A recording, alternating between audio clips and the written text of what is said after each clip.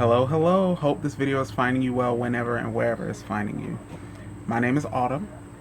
Welcome to my channel, my page, what have you. So, a while ago I posted about a witch jar on my Facebook. And since then I've had quite a few people, a handful, need further details on that. So, I'm going to break it down just a little bit further. There's a few steps that goes into a witch bottle, but they're all going to be different based on the practitioner. What's important are the ingredients involved.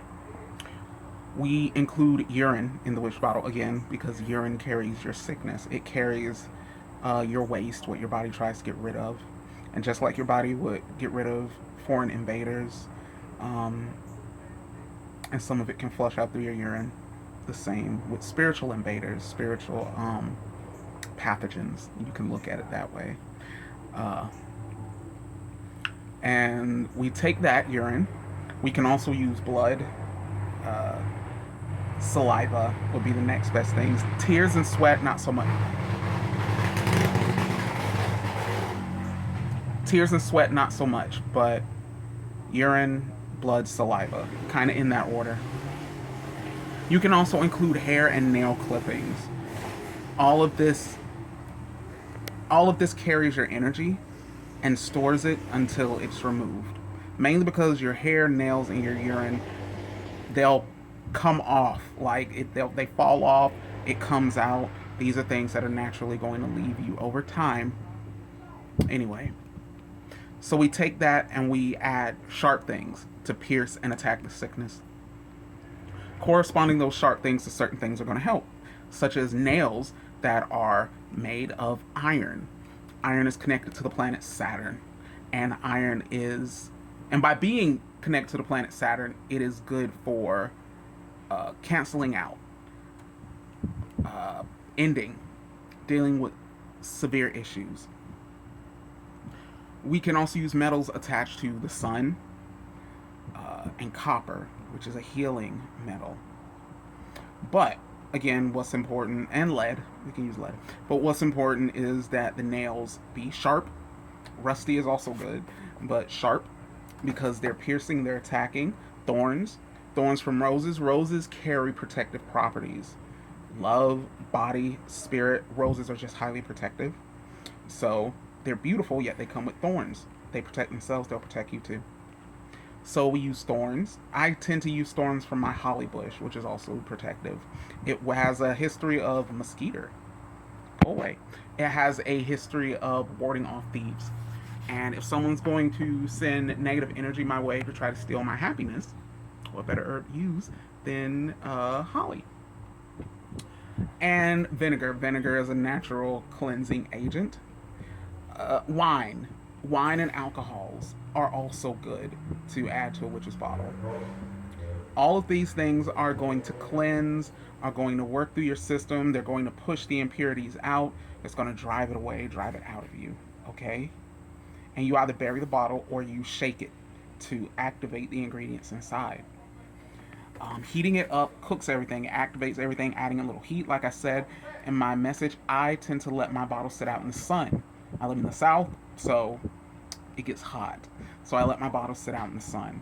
But I also can just hold on to them, add my own body heat, shake them up, etc., etc. Now, again, the purpose of a witch bottle is not to keep away a witch's attack. It is to counteract negative influence. It can be used to counteract the evil eye. It can be used to counteract wagging of tongues. It can be used to counteract bad touch. And by bad touch, I mean like the laying on of hands that has somehow had a negative effect. It can counteract malefica or malicious energy, baneful work that has been targeted at you, dark energy that's building up in and around your system. Okay, but let's not stop there. Now that you've been affected, your aura has been affected. You have a shield around you called your auric shield. Okay, your aura is actually there to protect you. It's there to filter, and it's there to express what's on the inside. That's going to be damaged. That's going to come with its own issues, and it needs to be not replaced, repaired. It needs to be healed and mended. Okay, you're going to want to also sever the connection between you and any negative entities or negative influences. And this can be done with some energy work. A lot of people refer to it as a cord cutting. When I do it, I cut the cord.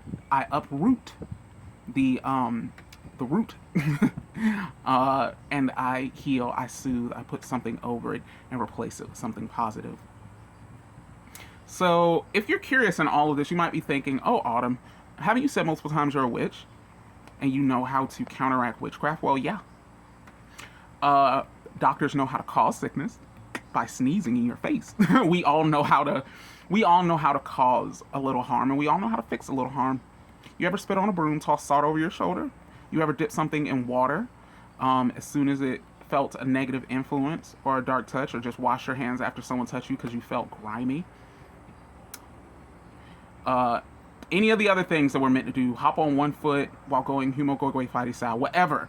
We all have ways of combating dark magic, okay? But I do study the art of defense against the dark arts. I study defense against the dark arts, and I love it. It was abjuration was the first magic I learned. The first thing I learned how to do as a witch, well, the first thing I cast was a love spell, but the first thing I learned how to do as a witch was defend and protect myself, cleanse myself, and my home. And that also has to be done. If you've been negatively affected by dark magic, it's in your house or your car. So all of that needs to be cleansed. All that needs to be worked with. And guess what? Hush. And guess what? I can help. Okay, I'm going to include a link in my for the bio for this video. I'm going to include a link to my Setmore where you can book a the full ritual. It's like $45. It's $45. It's not that much. And it'll take us a month. It'll take 4 weeks, because every week we're going to do something different. We're going to go step by step. It's about a 9-step process divided into 4 weeks, so it's not that much.